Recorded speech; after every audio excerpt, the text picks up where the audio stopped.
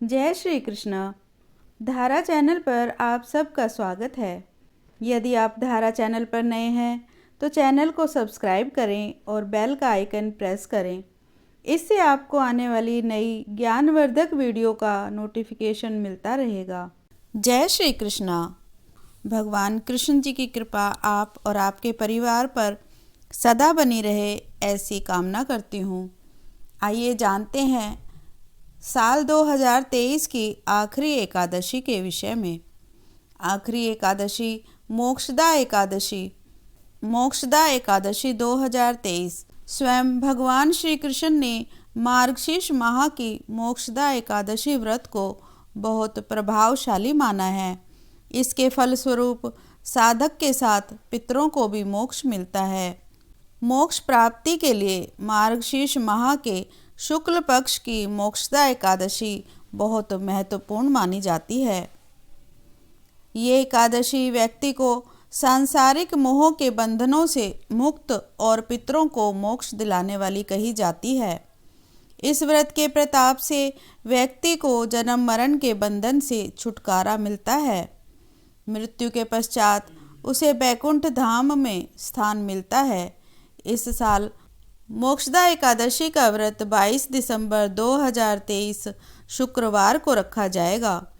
मोक्षदा एकादशी 22 दिसंबर 2023 को 8:16 पर शुरू होगी और एकादशी तिथि 23 दिसंबर 2023 को 7:11 पर समाप्त हो जाएगी।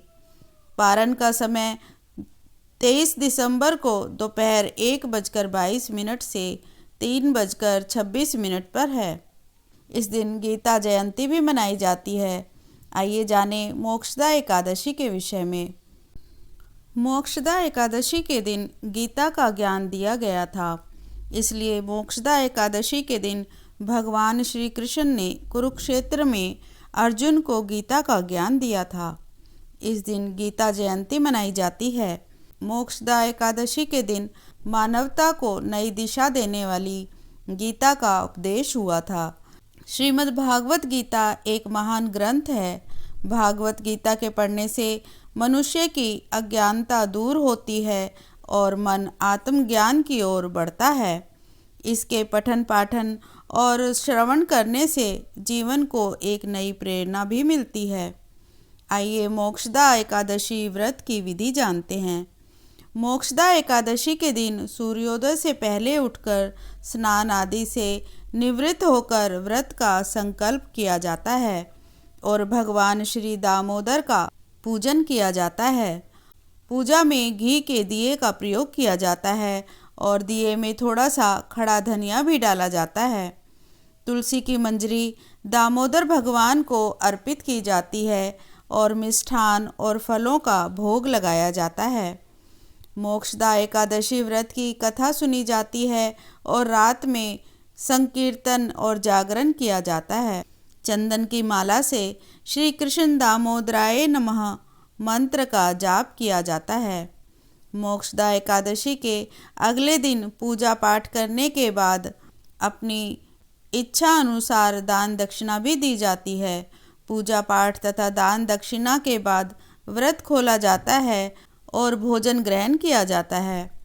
आइए मोक्षदा एकादशी की कथा का श्रवण करते हैं। पुराणों के अनुसार श्री कृष्ण जी ने अर्जुन को बताया कि मोक्षदा एकादशी पर भगवान विष्णु का पूजन श्री दामोदर रूप में किया जाता है। पौराणिक कथा के अनुसार चंपा नगरी में राजा बैखानस का राज था। राजा अपनी प्रजा का संतान की तरह पालन किया करता था। नगर की जनता राजा की प्रजा के प्रति न्याय व्यवस्था से बहुत खुश थी।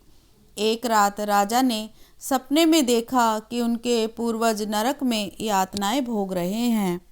पितरों की स्थिति को जानकर वह बहुत दुखी हुए।